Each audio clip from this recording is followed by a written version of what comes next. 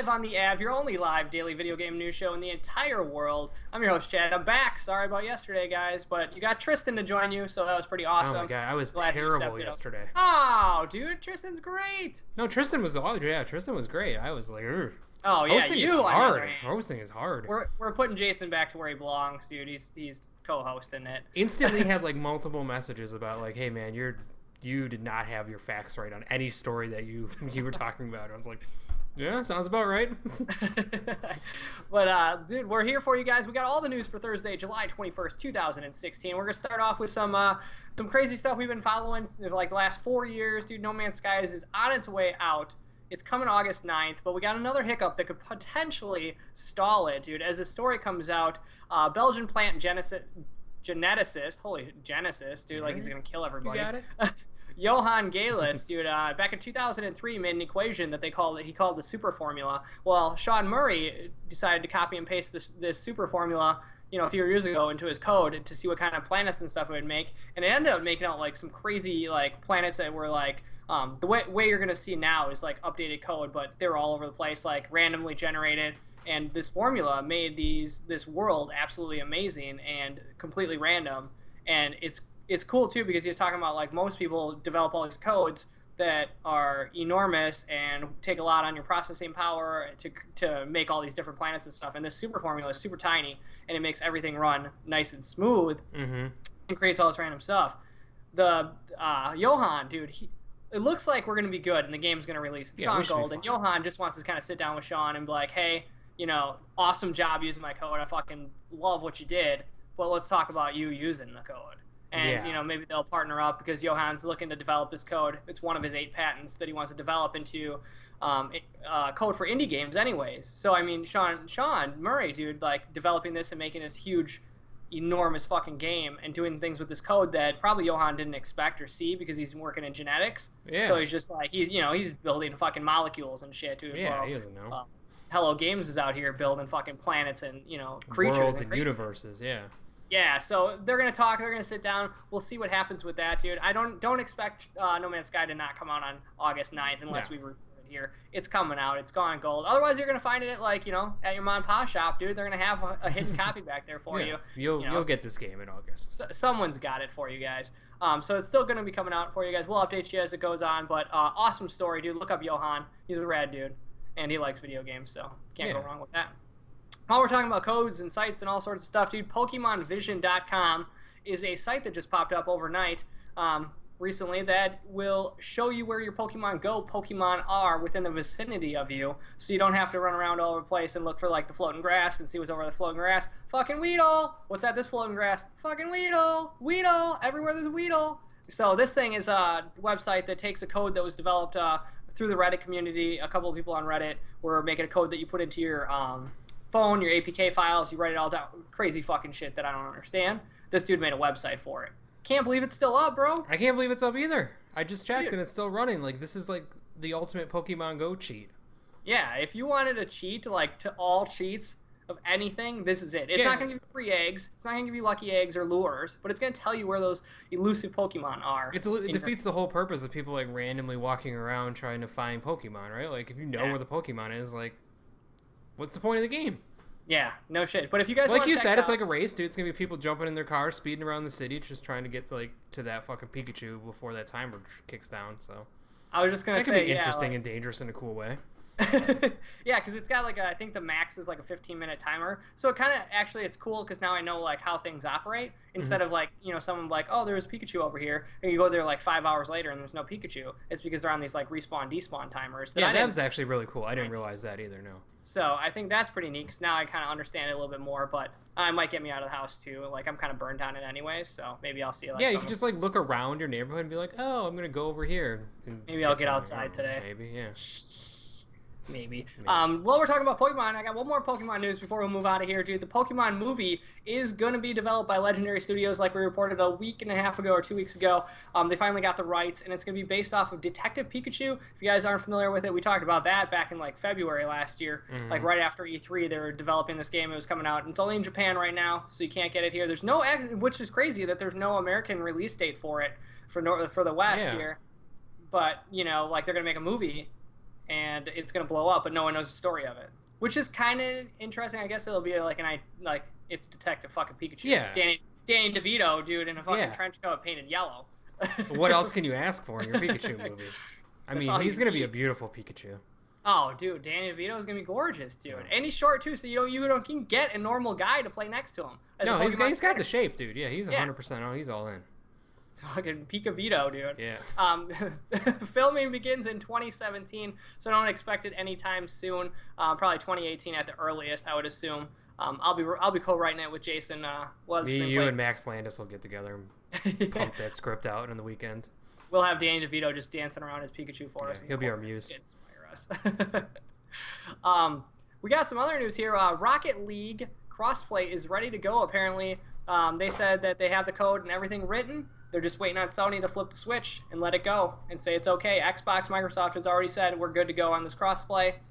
So if you own it on Xbox, you got a buddy who owns it on PS4. It's literally one day away. They said 1 business day they can have the switch flipped. But awesome. Sony's hanging back in the cut. Come on, dude. Sony. What are you gonna do? Yeah, pony up. Now it's too late, dude. Now you're looking like a fool. You look like chumps now. That's not like Sony's probably like, God damn it. It's probably more complicated than flipping a switch, right? I was just gonna say it's flipping a switch for the dudes at Science Games, but for Sony, it's probably like we gotta check all these parameters, make sure that everything's cool. Because I'm assuming they have to open something up that allows some of the networks to cross. Mm-hmm. So I mean, it's mumbo jumbo to me, man, but it's gonna be crazy. Yeah. Hopefully, it comes out soon, dude. So the entire world, all yeah, everyone can play Rocket League. 19 billion people can play it together. Yeah. We also got some Destiny Rise of Iron news. Me and Jason have been talking about it, playing it for you guys when it comes out in September. And here's the lead-in to it. They did a stream yesterday, showed off the new areas. They showed off some of the Devil Splicers. Look awesome, dude. And like what they've done to like old Russia, they've like cut things down with these lasers. They got these muscly like SIVA tissue things. It's kind of Aliens-ish in a way, and like they're turning like all the other factions into like mechanized creatures and like overcoming them. So it's like an all be like what they did with the Taken, where it was like the ghostly versions of some of the characters. So now there's gonna be new splicers, then there's gonna be these like alternate like fallen splicers, and then like some of the other faction splicers that got mechanized and stuff, and they're gonna be battling. It's gonna be all fucking crazy. But the big thing out of this stream was when Deej was he's the community manager, when he was showing off the controller functions and changing it. He accidentally let slip in the upper corner that 355 was a light level, and when they do their streams and show off the content, they always buff the dudes so they don't die, and they put them at max like light level most of the time. They could have did that as a tease to get everyone riled up, but 355 looks like it might be the new max light level. And then I was also thinking that it's the end of the run here. It's the last big expansion until Destiny 2 comes out next year. 400 it could be tops. It's a nice even number. It's only 50 light level higher, so we'll see, especially once they get out the new raid and new hard mode on the raid. I mean, it's gonna be crazy. I'm very excited to see what they do with all this stuff, man. They got a Gjallarhorn. They showed off the Gjallarhorn bike, dude. I almost forgot about that. It looks super cool. The only thing I'm sick of is that all the speeder bikes physically look and feel the same. I wish like some were a little bit taller, some were like maybe chunkier, like. Yeah, that would be really cool if you had like some just different styles to the different bikes. Would be actually really rad.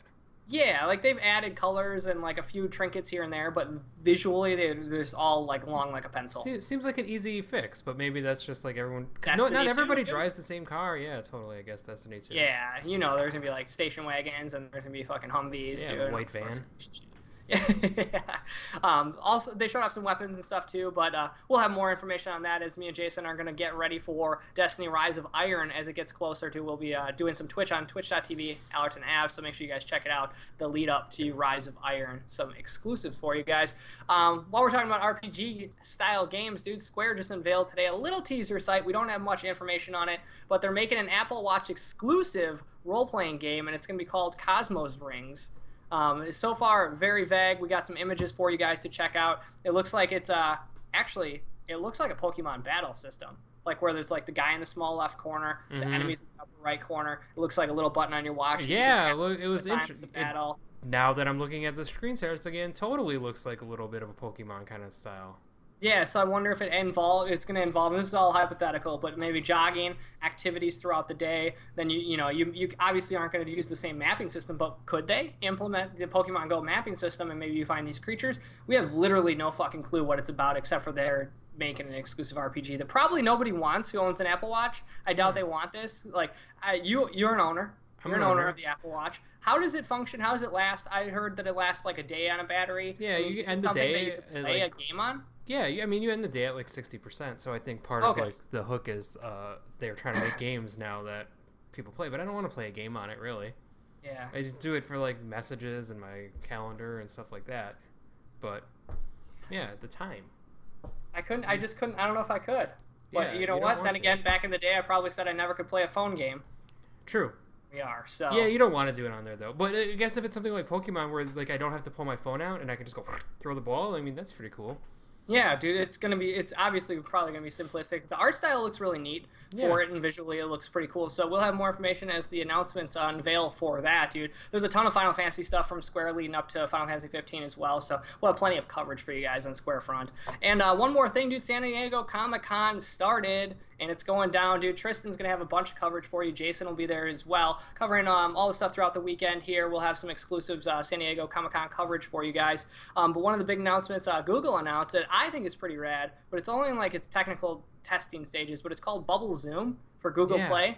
And what it does is like it pulls up the sheet, so you guys are like looking at the comic on the page, and sometimes you'll have to zoom in, or I think Comixology has something that'll zoom into the panes. Yeah, it does panes. But this, you actually get the full page, and you can touch. I don't know how it operates, but you touch the bubble, and the bubble blows big. The whole page stays normal the way it is, so it kind of like cuts it out, brings it closer. It's really to you. strange. I don't know how that works. That's Zooms some it back magic tech. out.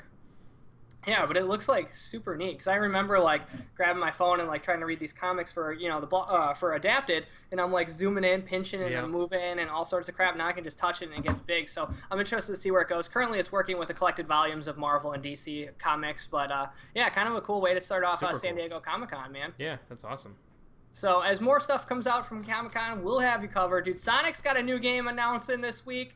Who knows? It could come out anytime. Could be awesome. Have it for you tonight. Yeah. New Sonic game. Let's see what's happening with it. But thank you guys so much for joining us on live on the Av, twitch.tv/Allerton Av. Dude, we're here every day. We'll be streaming all weekend long, so make sure you guys join us for some video games. Thank you, Jason, for joining me. And if you guys missed anything, subscribe to the youtube.com Allerton Av live site, and we'll get you guys hooked up, dude, with all sorts of gaming content and maybe some free prizes. And maybe some mushy poops. I don't know. If you missed it, you gotta watch the block party and find out all about that. Amy was dropping them left and right. Thank you guys for joining us. Host. And as Amy would do, I think she does one of these to sign off. Yeah, just some weird Madison hand signals. See you guys later. We'll see you guys next time.